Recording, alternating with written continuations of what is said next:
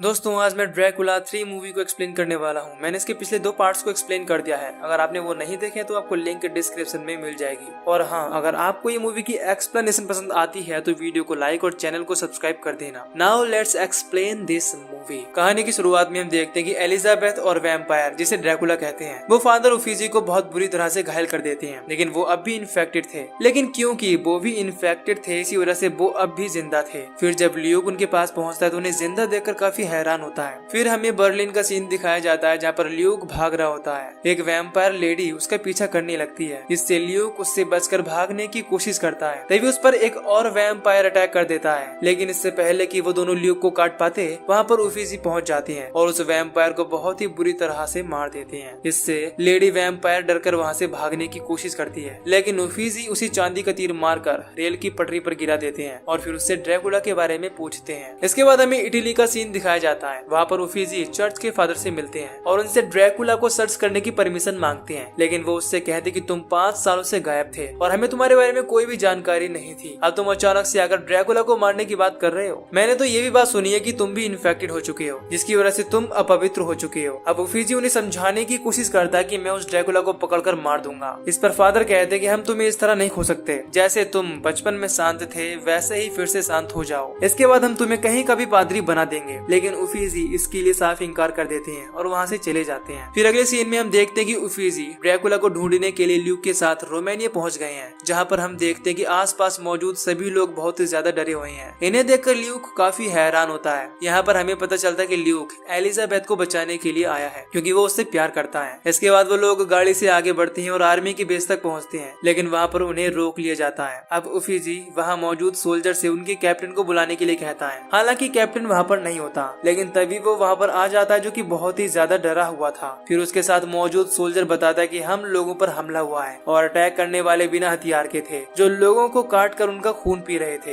ये सुनकर उफीजी समझ जाता है कि उन लोगों पर वैम्पायर का अटैक हुआ है, इसीलिए वो उस डेड बॉडी को चेक कर रहा होता है, जिसे कैप्टन अपने साथ लाया था। तभी कैप्टन उफीजी के पास पहुंचता है। पहले तो कैप्टन उसे शूट करने की कोशिश करता है, लेकिन फिर वो खुद को शूट करके मार लेता है। इस दौरान वो किसी चीज से पजेस लग रहा था। इसके बाद वो दोनों फिर से आगे बढ़ते हैं। इस दौरान हमें पता चलता है कि ड्रैकुला हजारों सालों से धरती पर है। उसका नाम और चेहरा बदलता रहता है, लेकिन वो अमर है और कभी भी मरता नहीं। वो तभी मर सकता है जब गॉड उसे माफ कर देंगे। फिर वो लोग एक ऐसी जगह पर पहुंचते हैं जहाँ पर पुतले जल रहे होते हैं। तभी उन दोनों को अपने आसपास वैम्पायर्स के होने का एहसास होता है, इसीलिए वो उनसे बचने के लिए तुरंत ही वहाँ से निकल जाते हैं। इसके बाद हमें कुछ विद्रोहियों को दिखाया जाता है जो लोगों को कैद कर रहे होते हैं। तभी वहाँ पर उफीजी और ल्यूक पहुंच जाते हैं। उन्हें देखकर ल्यूक उफीजी से उनकी मदद करने के लिए कहता है। पहले तो वो मना करता है, लेकिन ल्यूक जबरदस्ती उसे रोक लेता है। फिर वो दोनों विद्रोहियों के लीडर को बंदी बना लेते हैं, जिससे उसके आदमी गाँव के लोगों को छोड़ देते हैं। यहाँ पर हमें पता चलता है कि विद्रोही आदमियों को कैद करके उन्हें वैम्पायर्स को बेचते हैं, क्योंकि वैम्पायर्स दिन में बाहर नहीं निकल सकते और उन्हें खून की जरूरत पड़ती है। इसके बाद उफीजी विद्रोहियों के लीडर से ड्रैकुला का पता पूछने की कोशिश करता है, लेकिन वो कुछ भी बताने से मना कर देता है। इसीलिए वो उसे अपने साथ ले जाने का फैसला करते हैं। लेकिन तभी विद्रोहियों का एक मेंबर उनकी कार पर रॉकेट लॉन्चर से अटैक कर देता है,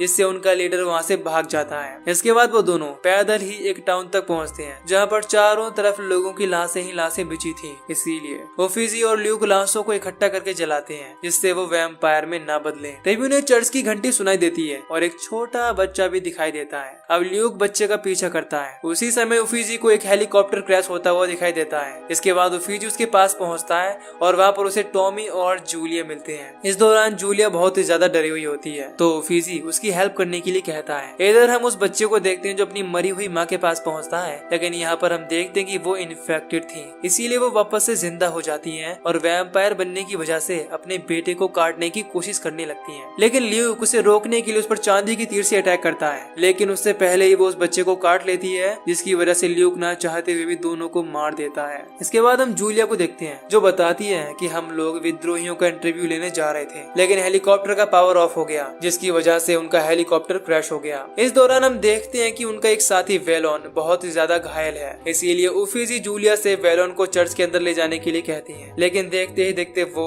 वहीं पर मर जाता है। फिर जब उफीजी बेलोन के लिए प्रार्थना प्रार्थना कर रहा होता है तो फिर से उसके पास जूलिया पहुंचती है, जो वैलोन के लिए काफी दुखी थी। इधर टॉमी जूलिया को ढूंढते हुए चर्च से बाहर आता है, तभी उस पर एक वैम्पायर अटैक कर देता है और उसे वहां से उठा ले जाता है। उसे ढूंढता हुआ ल्यूक उफीजी और जूलिया के पास पहुंचता है और उन्हें इस बारे में बताता है। अब उफीजी उसे जूलिया के साथ वापस चर्च में जाने के लिए कहता है और खुद वैम्पायर को ढूंढने के लिए निकल जाता है। तभी जूलिया पर एक वैम्पायर हमला कर देता है और उसे काटने वाला होता है, लेकिन ल्यूक उसे मार देता है। फिर हम उफीजी को देखते हैं जिसके सामने एक वैम्पायर आ जाता है जो टॉमी का खून पी रहा था और वो अपने एक साथी के साथ मिलकर उफीजी को भी काटने की कोशिश करता है, लेकिन उफीजी उन दोनों को ही मार डालता है। इसके बाद हम चर्च का सीन देखते हैं जहाँ पर ल्यूक और जूलिया छुपे हुए होते हैं। तभी टॉमी वहाँ पहुंचकर दरवाजा नॉक करने लगता है, लेकिन ल्यूक को उस पर विश्वास नहीं हो रहा था, इसीलिए ही वो पहले तो दरवाजा खोलने के लिए मना करता है, लेकिन जूलिया के कहने पर वो दरवाजा खोल देता है। इससे देखते ही देखते टॉमी एक वैम्पायर में बदल जाता है और जूलिया पर अटैक करने की कोशिश करता है, लेकिन उसके हाथ में चर्च में लगी घंटी की रस्सी लग जाती है जिससे वो बजने लगती है। उसकी आवाज सुनकर टॉमी बहुत ही ज्यादा इरिटेट हो जाता है और उसका ध्यान भटक जाता है। तभी ल्यूक उस पर चांदी की एरो से अटैक कर देता है, इससे वो होली वाटर यानी कि पवित्र जल में गिर जाता है और उसका चेहरा बहुत ही बुरी तरह से जल जाता है। इसके बाद हम अगली सुबह का सीन देखते हैं जहाँ पर उफीजी एक गाड़ी लेकर आता है और जूलिया से उस जगह की लोकेशन पूछता है जहाँ पर उन्हें जाना था। फिर वो दोनों एक दूसरी गाड़ी को ठीक करके जूलिया को गांव तक ले जाने के लिए कहते हैं जिससे वो वहाँ से बचकर निकल सके। इस दौरान जाने से पहले जूलिया उफीजी की आंखें देखने की कोशिश करती है, लेकिन उसकी आंखों को देखकर वो बहुत ही ज्यादा डर जाती है। इसके बाद वो लोग अपने अपने रास्ते पर चले जाते हैं। यहाँ पर हम देखते हैं कि उफीजी कहीं ना कहीं जूलिया को पसंद करने लगा था। फिर जब वो लोग आगे बढ़ते हैं तो उन्हें विद्रोहियों के आदमी कैद कर लेते हैं और अपने लीडर तक ले जाते हैं। इसका नाम गैब्रियल होता है। अब उफीजी उसे समझाने की कोशिश करता है कि हमारा दुश्मन एक ही है जो कि ड्रैकुला है, लेकिन लीडर उफीजी की बात नहीं मानता। फिर जैसे ही वो उफीजी की आंखों को देखता है तो वो पूरी तरह से सहम जाता है। वो उससे पूछता है कि अगर तुम भी इन्फेक्टेड हो तो तुम दिन में बाहर कैसे निकल सकते हो। इस पर उफीजी बताता है कि मैं इस इन्फेक्शन से लड़ रहा हूँ। ये सुनकर वो लीडर कहता है कि हम तुम्हें इस तरह बाहर नहीं छोड़ सकते। तभी वहाँ पर जूलिया भी पहुँच जाती है, जिसे देखकर ल्यूक काफी खुश होता है क्योंकि उसे लगता है कि जूलिया उनकी हेल्प करेगी, लेकिन वो लीडर से कहकर उन दोनों को एक रूम में बंद करवा देती है। फिर वहाँ बंद करने के बाद लीडर उफीजी से कहता है कि मुझे नहीं पता है कि तुम एक हीरो हो या फिर कुछ और, लेकिन सुबह तक हम तुम्हें छोड़ देंगे। इस दौरान जब उफीजी लीडर से ड्रैकुला के बारे में फिर से पूछता है तो लीडर बताता है कि उसके आदमी तुम्हें खुद ब खुद ढूंढ लेंगे। इसके बाद हम देखते हैं कि लीडर की बात सच साबित होती है और वहाँ पर वैम्पायर्स अटैक कर देते हैं। इसीलिए जूलिया उफीजी और ल्यूक को बचाने के लिए उनके पास पहुँचती है और उनके रूम का दरवाजा खोल देती है। लेकिन यहाँ पर हम देखते हैं कि उफीजी बाहर निकलकर वापस से ल्यूक के साथ साथ जूलिया को भी उस रूम में बंद कर देता है और अपना इंतजार करने के लिए कहकर वहाँ से चला जाता है। फिर वो अपना हथियार लेने के लिए पहुँचता है। वहाँ पर कुछ वैम्पायर्स उस पर हमला कर देते हैं, लेकिन वो उन्हें बहुत ही बेरहमी से मार डालता है। इसके बाद हम अगली सुबह का सीन देखते हैं जहाँ पर उफीजी अपने अंदर मौजूद इन्फेक्शन को रोकने के लिए फिर से सूरज की रोशनी में खड़ा होता है। इससे उसे बहुत ज्यादा दर्द हो रहा था, इसीलिए